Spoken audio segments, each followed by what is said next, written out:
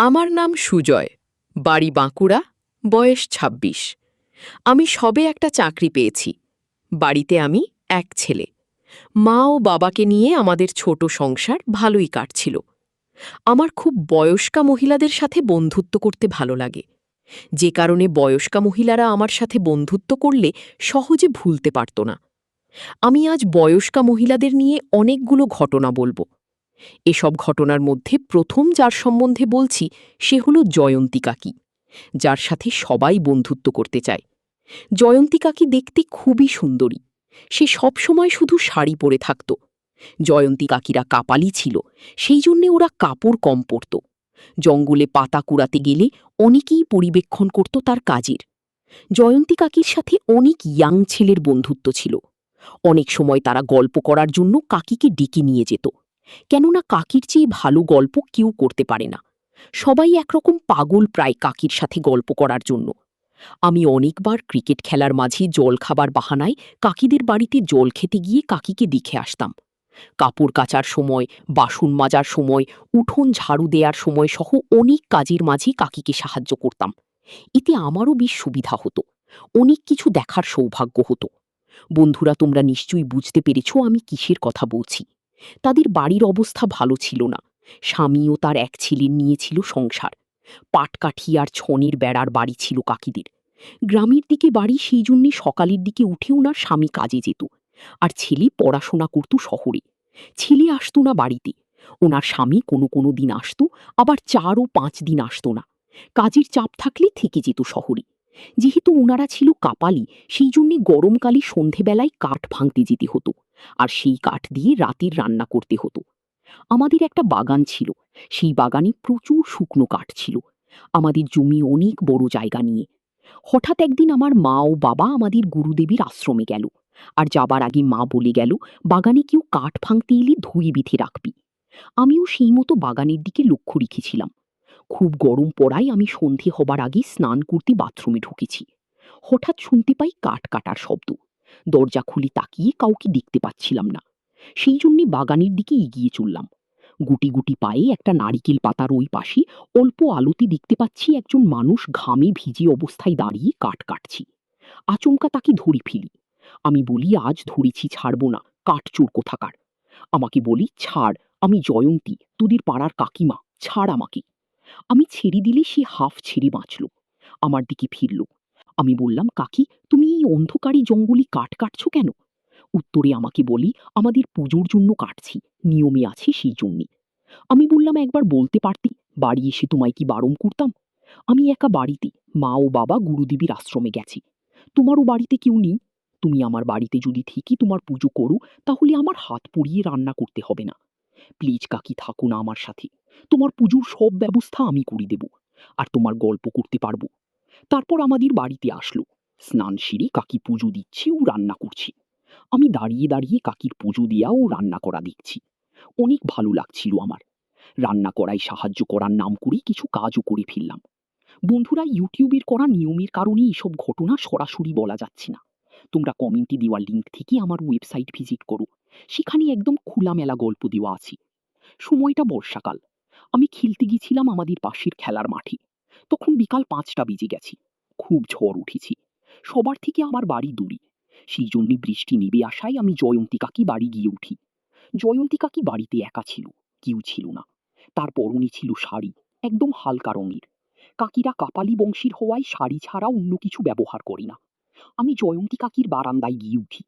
বৃষ্টি নেমে গেছে জোরে মুষলধারায়। আমাকে জয়ন্তী কাকি বলি যে, বাড়ি যেতে পারলি না? আমি বললাম, বাড়ি যেতে যেতে পুরো ভিজে যাব, সেই জন্যে আর গেলাম না। কাকি আমার থেকে 2 ফিট দূরত্ব নিয়ে দাঁড়িয়ে আছি। বৃষ্টি আরো জোরে নামতে থাকে, যেমন হাওয়া তেমন বৃষ্টি। কাকিদের বাড়িটা ছিল ঘরের চাল আর চারপাশে বেড়া দেয়া। কাকি আমাকে বলল, তুই দাঁড়া, আমি হারিকেন ধরিয়ে আনি, বলি ঘরের দিকে গেল। আমি ঘরের দিকে চোখ যেতেই দেখি কাকি মাটিতে বসে হারিকেন জ্বালাতে ব্যস্ত। এরপর জয়ন্তী কাকি সন্ধ্যা দেবী বলে আমাকে বসতে বলল। বারান্দায় প্রদীপ জ্বালালো আর ঘরেও। হারিকেনের আলোতে ঘর পুরো আলোকিত হয়ে আছে। কোনো রকমে উঠে কাপড় ঠিক করে বৃষ্টির মধ্যে বেরিয়ে বাইরে গেল কোনো ছাতা ছাড়া। একটু পরে এসে বলল, তুই বাড়ি যাবি না? আমি বললাম, বাড়িতে কেউ নেই। জিজ্ঞাসা করল, কোথায় গেছে? আমি বললাম, মামার বাড়িতে। আর বাবা কাজের সূত্রে বিদেশে। সেই কথা শুনে বলল, তাহলে তোর খাওয়া দাওয়ার কি হবে? আমি বললাম, ওই নিজেই যা পারছি তাই করছি। আমি কাকিকে মিথ্যে বললাম, কারণ আমার খাবার হোটেল থেকে আসে প্রতিদিন, আর কলেজ ছুটি, তাই বাড়িতে একা থাকার সিদ্ধান্ত নিয়েছি। জয়ন্তী কাকি এটা শুনে বলল, তাহলে তুই খেয়ে যাস। আমি বললাম, কি খাবো? কাকি বলল, ঘরে কিছু খাবার আছে, খেয়ে নে। ঈদের পর কাকি সন্ধ্যা দেবে বলে হাতে একটা প্রদীপ, ধূপ ও জল নিয়ে চারিদিকে ছাটাতে লাগল। আর তার হাঁটা চলার জন্যে কাপড় অগোছালো হয়ে যাচ্ছিল, কিন্তু সেদিকে তার খেয়াল নেই। আমার বেশ অস্বস্তি হচ্ছিল। কাকি সন্ধ্যা দিয়ে পুজো সেরে পা ধোবার জন্যে বাইরে এগিয়ে গেল। আমার হাতের প্রদীপটা নিভিয়ে হঠাৎ এক ঘটনা ঘটে বসল। কাকি পা ধুতে গিয়ে বৃষ্টির কাদায় পা পিছলে বারান্দার বাইরে পড়ে গেল। চিৎকার করে উঠল, বলল, ও মা গো, মরে গেলাম গো। আমি তাকিয়ে দেখি কাকি পুরো কাদায় পড়ে আছে আর ব্যথায় কান্না করছে। আমি গিয়ে কাদা থেকে টেনে তুলতে গিয়ে পুরো ভিজে গেলাম, কাদাও লেগে গেল। কাকি ভারী হওয়ায় আমি তুলতে পারছিলাম না, কষ্ট করে তুললাম। কাকি আমাকে বলছে, খুব লেগেছে। আমি বললাম, কোথায়? কাকি বলল, কোমর, পা, হাত, পিঠ ও আরও বিভিন্ন জায়গায় ব্যথা পেয়েছি। কাকির পায়ে লেগেছে বলে কাকি হাঁটতে পারছিল না। আমাকে বলল, তোর পিঠে করে নিয়ে চল। আমি কোনো রকমে জয়ন্তী কাকিকে ঘরে এনে খাটে বসালাম আর জিজ্ঞাসা করলাম, কাকি তোমায় কি একটু তেল মালিশ করে দেব? কাকি বলল, তুই পারবি? আমি বললাম, আমি দেখেছি তেল মালিশ করা, তোমায় আমি 1 ঘন্টার মধ্যে সুস্থ করে দেব।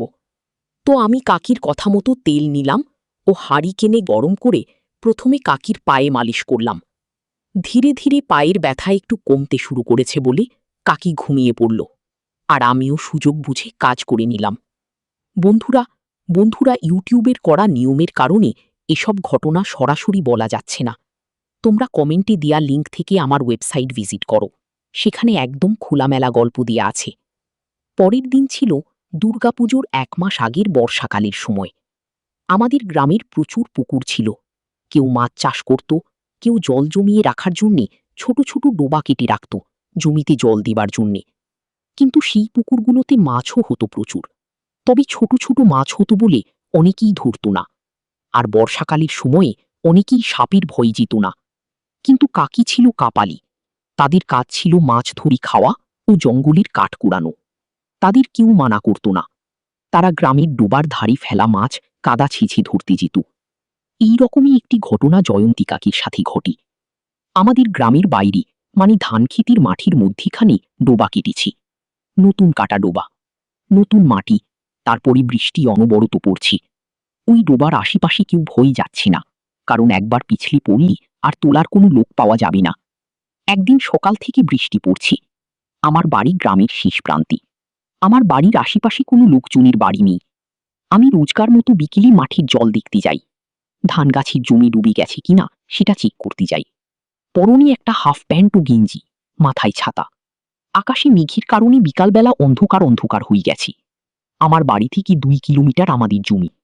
হঠাৎ কি যেন ডাকাডাকি করছে। আমি ভাবলাম, এই ফাঁকা মাঠে কোনো মেয়ের কলা পাওয়া অসম্ভব। পরোয়া না করে আমি আমার কাজ করছি। বৃষ্টি পড়ছে মাঝারি। 2 জমি পরে দেখি ডোবা থেকে কাদা ছুঁড়ে পাশের জমিটি ছুটছি। মেয়ে মানুষের গলার আওয়াজ শুনে আমি এগুলাম। কাছে যেতেই দেখি কাদা মেখে ভূত একটা মহিলা। শরীর দেখে আন্দাজ করতে পারছিলাম না কি উনি, তবে বয়স 40-এর কাছাকাছি লাগছিল। আমি আওয়াজ দিলাম, কি তুমি? সে ভয়ই বলতে পারছে না, আর ডোবা খাড়া বলে উপরে উঠতে পারছে না। বারবার আমাকে হাত দিয়ে উপরে ওঠানোর জন্য ইশারা করছে। আমি তাকে বললাম, আমার কাছে দড়ি নিয়ে যে তোমায় তুলব। সে একটু বৃষ্টির জল খেয়ে নিয়ে আমাকে বলল, আমি জয়ন্তী কাকিমা। নামটা শুনে আমার চেনা চেনা লাগলো। আমাকে বলছে আমায় ভাই বাছা, আমি দুপুর থেকেই ডোবাতে পড়ে আছি, কাউকে ডেকে ডেকে পাচ্ছি না। আমি তাকে চিন্তা না করতে বলি দড়ি আনতে গেলাম। আমি কোনো মতে কাকিকে টেনে তুললাম। কাকি বলল, তুমি না থাকলে আমার যে কি হতো। আমি কাকিকে বললাম, তোমার জীবন বাঁচলাম, তুমি আমাকে কিছু পুরস্কার দিবি না? কাকি বুঝে গিয়েছিল আমি কিসের পুরস্কার চাচ্ছি। প্রথমে কাকি দিতে চাইছিল না। আমার অনেক রিকোয়েস্টের পর কাকি আমাকে পুরস্কার দিল, যেটা আমার জীবনের সেরা পুরস্কার ছিল। টাকার মধ্যে এরকম পুরস্কার পাওয়া আসলেই ভাগ্যের ব্যাপার। মাঝে কয়েক মাস কেটে গেল। আমি চাকরির জন্য শহরে চলে গেলাম। সময়টা ছিল গরমকাল। ভাবছিলাম গোয়া ঘুরে আসলে মন্দ হয় না। অফিসের ছুটিতে বাড়ি ফিরে ওখান থেকে ব্যাগ গুছিয়ে বেরিয়ে যাব। ঠিক করলাম টিকিটটা ট্রেনের কাটবো। ট্রেন জার্নি খুব আরামের ও ভালো লাগে। অফিসে ছুটির আবেদন দিয়ে সোজা 25 দিনের ছুটি নিয়ে বাড়ির পথে রওনা দিলাম। বাড়ি ফিরে নিজের মতো গোছগাছ করছিলাম। হঠাৎ কাকির কথা মনে পড়ল। এই সময় তো কাকিদের বাড়িতে কেউ থাকি না। ভাবলাম একবার কাকিকে বলি, যদি যাই তাহলে ট্রিপটা জমে যাবে। সেই মতো সন্ধ্যার দিকে গেলাম জয়ন্তী কাকির বাড়িতে।